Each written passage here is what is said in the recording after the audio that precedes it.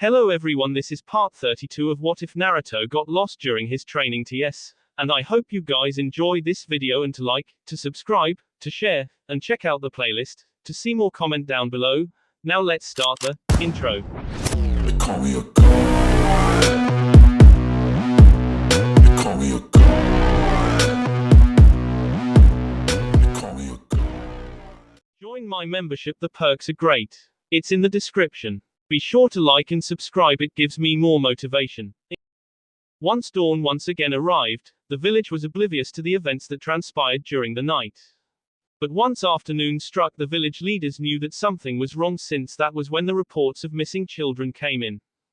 Genin teams were sent out in the village to search for the missing children.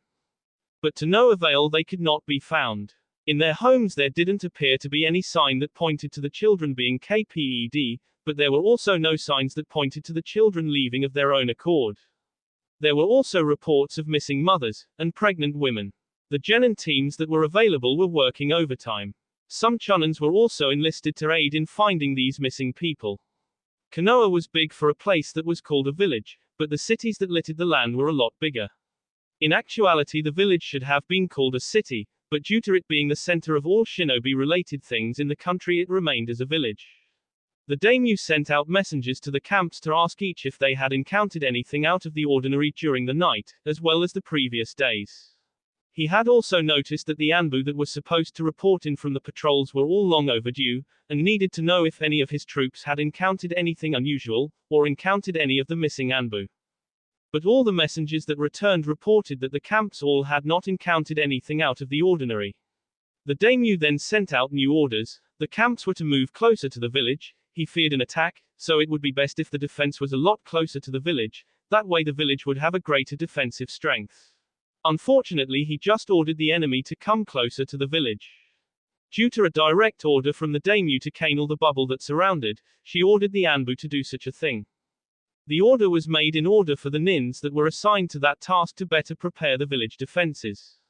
He believed that there was no way for their enemy to make it through an entire military encampment, as well as the number of shinobi that were patrolling the walls of Konoha. Little did he know that he was not in complete control of his self. There was another infiltrator in the village. Some of the puppets of Sunio had been left behind when the group left the village during the declaration of war. The puppet was programmed with the task of making sure that the Rosuto nin would have an easier time making it inside the village, and wreaking as much havoc as they could. Sunio's puppets were able to control other puppets, and since humans could be turned into puppets, the puppets could control the movements and to a certain extent the thoughts of those individuals as well. When the imposter army was comfortable waiting outside the walls of the village, they had some of their number enter the village at random intervals, as not to appear suspicious to the defenders. Due to the dropping of the bubble, their identities were kept secret, and their movements were not tracked. It took 2 more whole days for all the preparations for the attack to be finished. Once all the infiltrators were in position, and made it known to their comrades outside the walls via chakra burst Morse code, which seemed so erratic that the Konoha nin paid it no mind, the signal for the commencement of the attack was given. The signal being an exaggerated amount of ninja smoke from the release of the henge of the imposter army. The Bushins were left as they were. It was like a play. All the Bushins acted like they were the real soldiers and engaged their creators. They even sent word to the village about the infiltration into the camp. Konoha nin was sent out to the army camp to assist the soldiers. Once the gates to the village were left open and a certain number of nin joined the battle in the camp, the Bushins showed the true colors and attacked the Konoha nins, allowing half of their creators to make their way to the semi-undefended village. The infiltrators inside the village released their henges and, using explosive notes and sealed tags, blew up parts of the village. Since the puppets couldn't fully control the actions of the daimyo, they released their hold on him and joined the battle, the goal being to bypass all the fighters and make their way back to their creator before they ran out of chakra and returned to being useless pieces of natural resources. The daimyo, having gained back full control of his body, immediately ordered his troops to initiate all countermeasures to the attack. The Hokage was already ahead of him, and ordered as many of the remaining nin to engage the enemy, and make sure as much of the beloved village was intact after they had repelled the enemy. She believed that it was entirely possible for them to repel the attack. Personally, Tsunade did not want to have any part in the war, but due to her being Hokage it was her duty to lead the forces of Konoha during war, and she couldn't for the life of her allow someone like Danzo control of Konoha. After Mikio had helped with the preparation of the defenses of the country, she had ordered him to retreat to Yami no Kuni with the few people that she could smuggle out, so that they would not be a part of the war. Mikio had introduced himself as being a member of the Juashu clan, therefore he was a liability that the war council would not allow to stick around, much more live while at war with the head of the Juashu clan. Near the main ninja academy one of the infiltrators, a member of the Kasui clan, was laying waste to the area surrounding him. The Kasui clan specialized in flinging spikes that protruded from their body. They were a clan whose members could made all the hairs on their boss sharper than any kunai. When they used this Kekai Genkai, they were like humanoid porcupines. This particular nin was filling the area with exploding spikes. He flung his spike-like hairs around him. All of them were covered in chakra that made the hairs not only ell through the surrounding but also act like explosive notes. The projectiles were thinner than senbon, and were causing the defending Chunin in the area problems. All the attacks were very random, seeing as the Kasui clan member was dancing around seemingly without a care in the world all the while laying waste to his surroundings. The Konoha nins had tried to throw their own explosive notes in his direction, but his spikes detonated all the tags prematurely, which in some cases was when the tags or notes had yet to leave the hands of several Chunin. Several Chunin had tried to hit him by making use of a combined attack consisting of several medium-sized Earth Dragon's missiles. But due to his explosive defense, the Kasui clansman was able to avoid being rammed by such a combined effort. Also due to his constantly moving, the next group of Chunin that attempted to do it again were unable to pinpoint his exact location. Over in the forests behind the Aberrane clan compound a group of Tentumushi clansmen were engaged in combat with the Aberrane clan. Both bug users didn't seem to find any way to subdue their opponent. It was almost a stalemate. While the Aberrane were relying heavily on the destruction bugs, the Tentumushi clansmen were relying on their ladybugs just as much as they were relying on their Fuyutan and Kaiten jutsu. Of course what made the battle so even was that the Aberrane's bugs numbers were simply overwhelming. The ladybugs weren't that many, but they had a high resistance to fire and ice for some reason. One of the ladybug users grew impatient at the stalemate and decided to summon up the clan's summons. Grabbing away 5 others of his clan, they all went through the special summon seal sequence and slammed their palms on the ground at the same time. But instead of a bug appearing out of the smoke, there was a gate that resembled a Rashomon gate. The rest of their clan moved behind the gate, while the Aberrane clan temporarily halted their assault, opting to stare at the gate not knowing the plan of the enemy. Instead of merely staying in place and being used as some kind of defensive barrier, the gate was flung open, and out of the gate with its swirling mists and such flew out 9 giant ladybugs, each one the size of Gamabunta. Once the giants were out the gate closed and vanished. If the Aberrane once had more bugs than their opponent they now faced something that mere numbers could not hope to beat. The 9 ladybugs, after landing and flattening a few trees, closed their wings and allowed the Tentumushi clansmen to ride on their backs on the space before the wings openings. Before the Aberrane could renew their attacks the giants opened their armored backs, and instead of wings coming out to lift the bugs into the air, millions upon millions of ladybugs flew out from under the armor. All of which converged upon the Aberrane and the destruction bugs. You think they were all wiped out? Well, think again. One of the Tentumushi clansmen shouted from atop one of the giants. He was referring to the giants that for a time roamed and ruled the world. The destruction bugs literally shivered upon hearing and understanding the information. Fearing for the very existence, some of the destruction bugs turned on their hosts, and started to attack their allies. The ladybugs did not bother attacking those that were helping them. Luckily for some of the Aberrane, some of them knew some defensive dotonjutsu that they used to hide themselves from the onslaught brought about by the Tentumushi clan. Even with the 9 giants the clan did not make a move on Konoha, their target were only the Aberrane clan. Some of the braver members of the Aberrane clan decided that they would have to stick together and possibly try and drain the chakra from the summons, and possibly force them to return to their realm. Aberrane Shibi and Shino, both of whom had the largest amount of bugs at their disposal, sent all that they could to the closest giant, and tried to drain it of chakra. In doing so the Aberrane realized that the giants were not real, and that they were an intimidation tactic used to force allies to battle one another. The truth was that the giants were nothing more than containers for the swarms of ladybugs that were assaulting them from all sides. So the Aberrane really had nothing to worry about from the giant constructs. The only thing they had to worry about were the bugs that were immune to fire that were swarming around them. While the Aberrane were having their little bug war, the Hyuga found themselves in a predicament which they didn't think they'd ever find themselves in. Half of the branch house of the clan, which consisted of 1/3 of the Hyuga clan, were revolting. The reason behind their boldness was that the Rosuto nins that had assaulted their compound were Hyuga as well, all of whom did not sport any kind of restrictive seal. The only way to tell the difference from main and branch was an earring. The main had one with a blue spiral design, and the branch a red one of the same design. Main and branch of the Rosuto Hyuga clan worked as one cohesive unit. All of them were showing more teamwork compared to the Konoha Hyuga clan. There was another thing that the Konoha Hyugas did not think that they would ever have to encounter. This was a Hyuga using not only the Juken but ninjutsu as well. Some of the Rosuto Hyuga were using other taijutsu styles as well. The Konoha Hyuga main were tempted to use the cage bird seal to eliminate the traitors, but chose not to due to them losing the whole branch house, both the traitors and the loyal ones. The sealed members of the Konoha Hyuga were strategically moved to the back of the Rosuto Hyuga group, in order for them not to have to fight their family, since they knew that they did not want to have to harm their branch brethren, just the main ones. Suten and Doten clashed with Kaiten. But overall the two sides were equal, neither one seeming to have any other trump cards up their sleeves, and what long sleeves they were. If someone from another clan, or simply put a civilian could see the Hyuga battle from a bird's eye view, they would notice that the fight looked like some incredibly elaborate dance.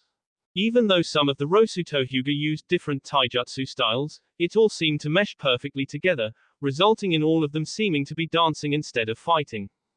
It was a sly dance that they were a part of. For some reason, none of the attacks of either side kept meeting blocks or some sort of defensive move, none of the attacks were making any clean hits. Some of the Rosuto Hyuga were actually finding the fight to the death quite enjoyable, some of those ones were actively smiling and others were outright laughing, which just made the Konoha Hyuga more infuriated thinking that their cousins were mocking them, which some of them were.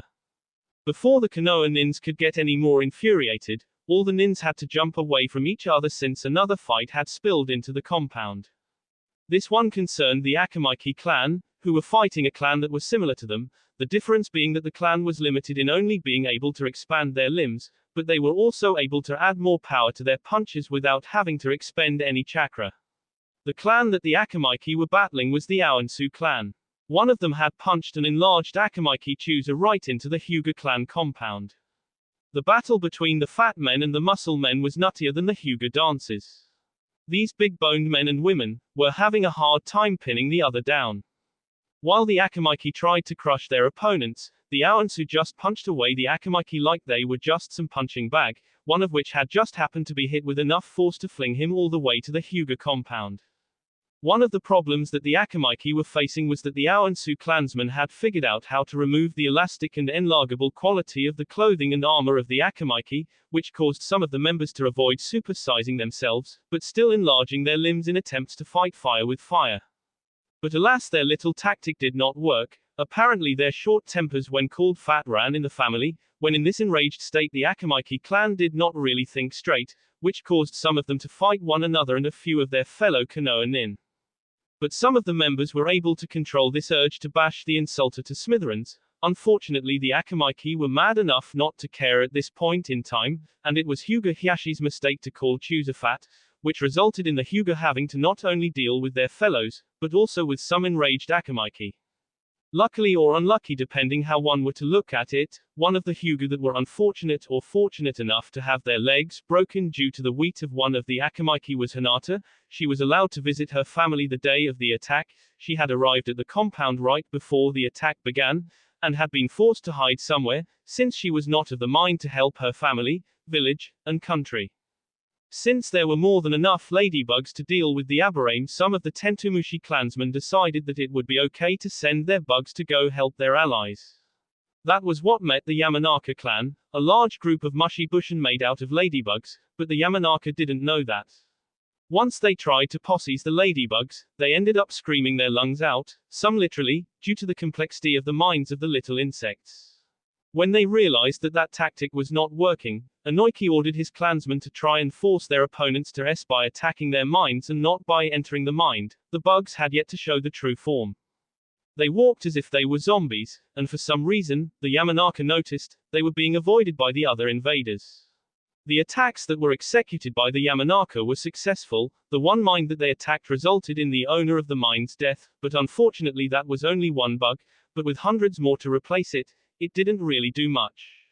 Once the Yamanaka clansmen were backed up in a corner, the Yamanakas decided that it was time to use some elemental jutsu, so they let out streams of water and fire. When this didn't seem to affect the zombie-like opponents, the Yamanaka decided that it was time to engage the enemy physically.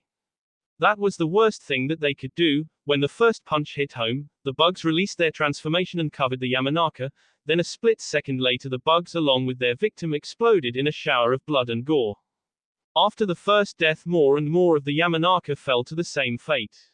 10 Yamanaka at a time lost their lives to the bugs. The bugs didn't mind that they were committing but as long as they took one of the IR opponents down with them it was all worth it. The Nara were faring the worst out of all the clans that Konoha was home to.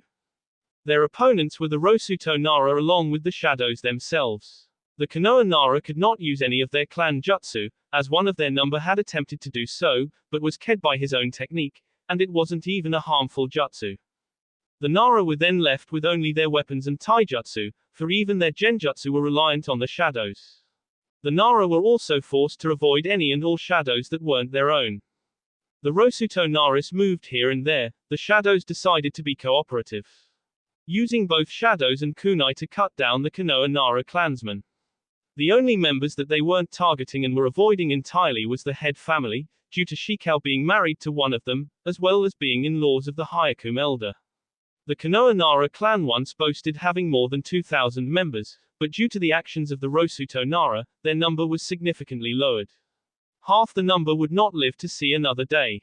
The Nara were having a hard time dodging and trying to block all the attacks that were coming their way. Some of the members had to resort to using flash bombs to not only blind their enemy, but also push away the Shadows. What those members didn't count on was that the Shadows were determined to take out as many of the abusive and conceited Konoha Nara. These Nara who thought that they could freely control the Shadows were paying for years of thinking that the Shadows were nothing but tools. A little while later the Nara were aided by some members of NE. These members were able to create ink creatures to do their bidding. These things resembled the Shadows when they took on a more solid form. Some of the Shadows and some of the Rosuto Nara mistook the ink beasts for shadow constructs and paid them no mind till it was too late. But once they knew that the ink beasts were not their allies, the Rosuto Nara split their focus between the Konoha Nara and the new arrivals. It was fortunate for the Nara that the NE forces arrived when they did, but it was not so fortunate for the NE forces that they did arrive when they did. They may have taken out some of the invaders, but a few of their number made the mistake of exposing their tattoos, which indicated that they were members of NE. The Rosuto Nins were ordered that should they ever encounter a Konoha Nin that sported a tattoo of the kanji for root, they were to disengage any other target and focus solely on the NE operative. Upon seeing the tattoo on the creators of the ink beasts, the Rosuto Nara and the Shadows started to give off a sly feel. The air around them grew heavy for some reason. Along with the orders that they were given the reason behind the importance of ridding the world of NE. If there was one thing that the Rosuto citizens despised above all things was so unharming, or even wishing harm, on the members of the Rosuto royal family, caping and planning to use Tokage Yoshiko as a hostage constituted as harming a member of the Rosuto royal family, she being the stepdaughter of the daimyo. The underhanded means that she was KPED didn't help their case either. The Konoha Nara witnessed what could have happened to them if the Rosuto Nara actually went all out on them. The Rosuto Nins sank into the Shadows. Once fully inside the Shadow realm, they let their intentions guide the Shadows adding more darkness to those dark plans and thoughts. The 30 members of NE that had come to aid the Nara, along with their more than 300 ink beasts, stood no chance to sheer ferocity of the attacks employed by the Rosuto Nins. Shadow beasts jumped out of the Shadows and tore out pieces of F from the boss of the NE Nins.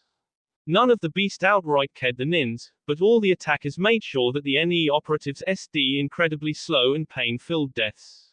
Whenever a limb was torn off the Shadows or possibly the Rosuto Nin made sure to cauterize the wound, ensuring that the NE operative did not of blood loss. The elite of the elite were helpless against the viciousness and relentless attacks of the Rosuto Nin. The Konoha Nara were unable to move due to what they were seeing. And even if they did move, there was absolutely nothing they could do to help the suffering men and women. The only thing that they would do was kill them, but even if they tried to, the shadows would block any of the attempts. The Kurama clan was the premier clan when it came to the art of genjutsu. There were very few clans in all of Elemental that could rival them. But the Rosuto nin that were assigned to keeping that clan occupied was one of the few clans that could give them a run for their money. The Maimu clan specialized in using genjutsu as both their offensive and defensive weapons. Their attacks were all focused on killing their opponents by attacking the mind, but in a more creative way as compared to the Yamanaka. The Maimu and Kurama clans faced off creating genjutsu after genjutsu. The Kurama did not only rely on their illusions but also physically attacked their opponents. The Maimu knew this, which was why the Maimu had created a few basic bushin to fool the Kurama into thinking that they were within the grasps, when in fact the Maimu were sending out their illusions from the safety of a number of places that were far from the Kurama clan district. The Maimu also had the advantage of having the Kame clan defending them. The Kame clan took care of turtles, and used the specially treated and modified turtle shells as both their offensive and defensive weapons. The Kame clan used almost every part of a turtle as one of their tools. Kame clan lore even stated that a few of their ancestors were actually turtles at one point in their lives, but were granted instant reincarnation by one of the enlightened ones. The Kurama clan weren't much of a challenge once the Maimu figured out their weakness of greatest fear. What the Kurama feared the most was that their illusions having no effect on their target. That was another reason for the creation of the simple bushins. Being illusions themselves, they would not be affected by illusions created by the Kurama, which would give the illusion that the Maimu were immune to illusions.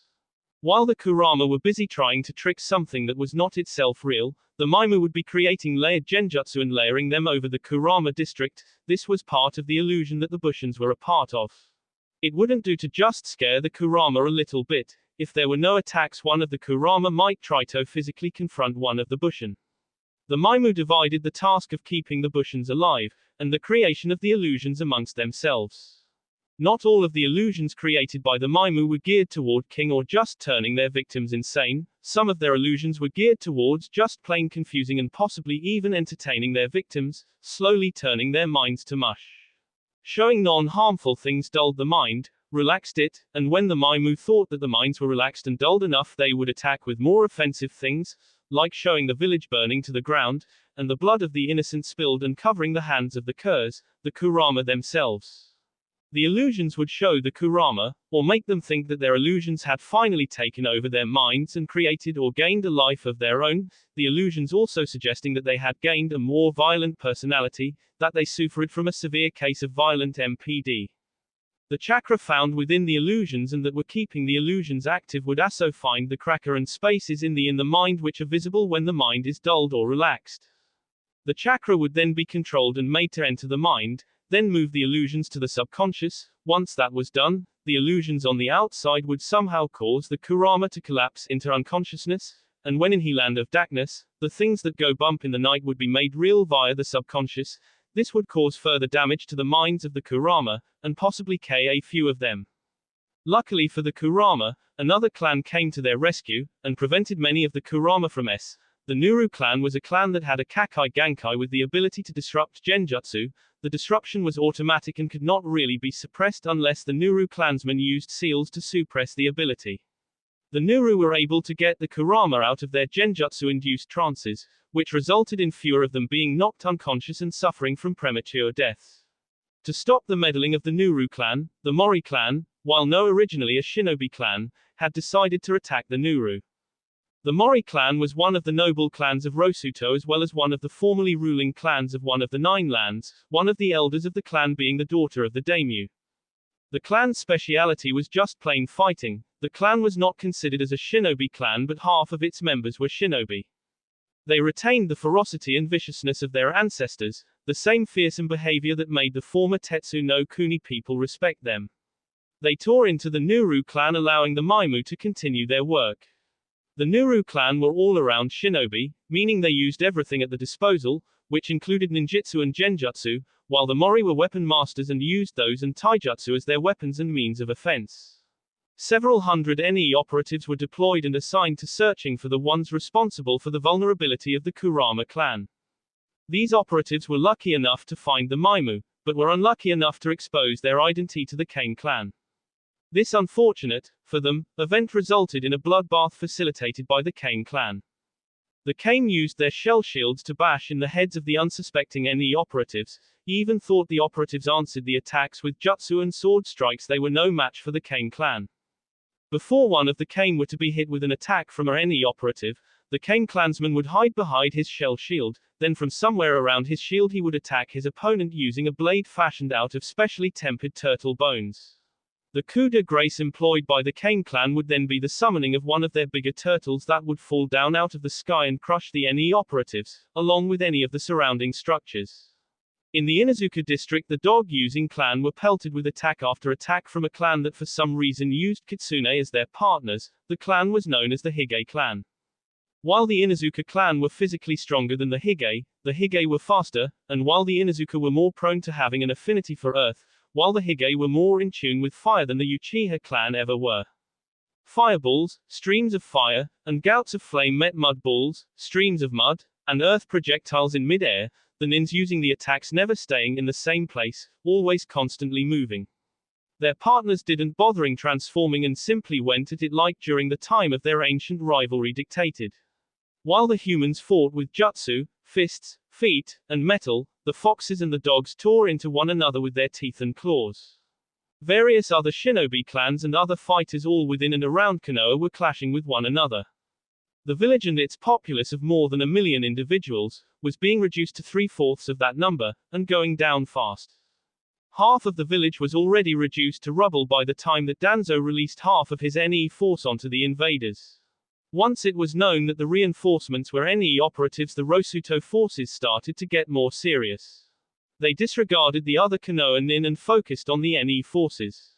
But instead of wiping out the NE like the other times that some of the Rosuto forces encountered small groups of them, this time it was more like they were stalling the NE forces for some reason.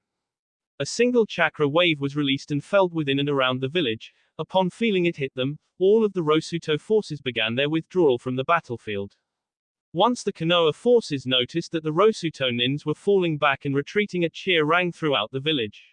The villagers rejoicing at what they perceived to be a victory for them. Even Danzo looked to be visibly pleased. Even though many had SD in the initial attack, they still thought that they had won, and that they had done something to scare off the invaders. But what they couldn't figure out was who or what had actually caused the invaders to up and run. Even the daimyo, knowing that he had lost a considerable number of men, was rejoicing along with his officers. Tsunade and a few Konoha nin did not join in on the impromptu celebration. She along with those few nin thought it odd that the Rosuto forces would call for a retreat when they were clearly winning. She was atop the Hokage mountain, as were all the other officers, most of whom were cheering. She was looking out toward the horizon, where there was a visible line of shapes in the sky that did not look anything like clouds. These little splotches or spots in the sky seemed to be growing bigger and bigger every second that ticked by. A few minutes later it clicked in Tsunade's mind what they were. Attention, this is your Hokage speaking. Tsunade spoke through the village-wide PA system. Gather all the injured, get everyone in the hospital to the evacuation tunnels as quickly as possible. I repeat, get everyone to the evacuation tunnels as quickly as possible. This announcement grabbed the attention of all the party people. They all wondered why, but since it was a direct order from the Hokage, and they did not hear any counter order from the daimyo, all the villagers complied, but they didn't do it as quickly as they possibly could, thinking that there was any impending or approaching danger. It was during the impromptu evacuation announcement that Chun remembered that she and Kuromaru had fought a dragon. She then looked to the sky, hoping not to see what she thought might be the cause of the evacuation order. To her dismay, they were there. There looked to be well over 100 to them, and they were closing in on the village fast. Inazuka's pick up the pace. The enemy ascending in an aerial strike. Pick up the pace. Chun barked out to her kinsman, someone get the word out to pick up the pace. Her kinsman rushed to do as ordered. They spread the word. Many of the ones that heard them, at first did not believe what was being said about an aerial attack, but when the dragons in the sky were pointed out they did as they were told. More and more of the village were told about the impending attack. More and more people picked up the pace. It was a good thing that Konoha was a shinobi village. They were able to get all the injured. as well as the hospital patients to the evacuation tunnels that ran and reached another city within the country. Get everyone that can't fight to safety. Sunad's voice rang throughout the village. Within minutes of second order, the ones that were unable to continue to fight the good fight were safely in the tunnels, and were being moved to the city on the other end of the tunnel. While more and more people entered the tunnel. But there were those that refused to leave the village. These people decided to hide, and wait out the coming storm. One of these people was Danzo, who decided to hide out in the underground complex of the village, among the roots of the great tree. Sunad and a few of her more loyal Anbu waited on top of the Hokage mountain for the strike to commence. She didn't have to wait long. As soon as the last person who wished to leave made it into the tunnels, the dragons were above Konoha, breathing down jets of flame, the mages on their backs hurling fireballs at the village below. The archers attempted to snipe the shinobi hidden around the village. The archers on the backs of the dragons tried to snipe the hiding nin. They paid no mind to the Hokage and the few nins on the Hokage mountain. The daimyo was one of the people that had chosen to evacuate, and live to fight another day. It was not only the village that the dragons and mages were setting on fire, the surrounding forest too was being cooked. The forests of fire were being turned into literal forests of fire. The aerial strike came at around dusk, so the sky was filled with smoke, and the smell of sulfur permeated the air. Instead of the darkness that came with the setting of the sun, the night was filled with the light from the flames that burned on the surface of the land of fire. Some of the nin decided that they did not enjoy seeing their beloved home burn to the ground, so some tried to douse the flames with Suten jutsus, others attempted to attack the dragons and their riders with long-range attacks. The flames could not be doused due to them being hotter than the water that was being poured or thrown or spat on them, and the dragons were either too far or were too fast for the jutsu to hit. Some of the retaliating nins suffered more than those that had fought with the initial invasionary force. Many of the retaliating nin were turned into snacks for the dragons. A few of the dragons would roast them, then one of their number would swoop down and eat the unfortunate individual. The burning of the great tree lasted well into the night, and ended 4 hours before the dawn, the dragons having spent their reserves, the mages their mana, and the archers their arrows. Once the dragons had finally left the village, the final attack on the village occurred. Out of the burning night, thousands of flapping wings could be heard. These wings belonged to bats. The bats were coming from all over, from everywhere. The remaining surviving nin were unprepared for the black death that rained down upon them. The bats weren't meant to kill the remaining nin, but to try and possibly drive them insane, or lead them to the road of imbecility and insanity. An hour before the dawn, the bats left the village, leaving behind a village of warriors who knew to fear the night. That will be all for this video. Be sure to like, subscribe, share, and comment down below for more videos. Goodbye.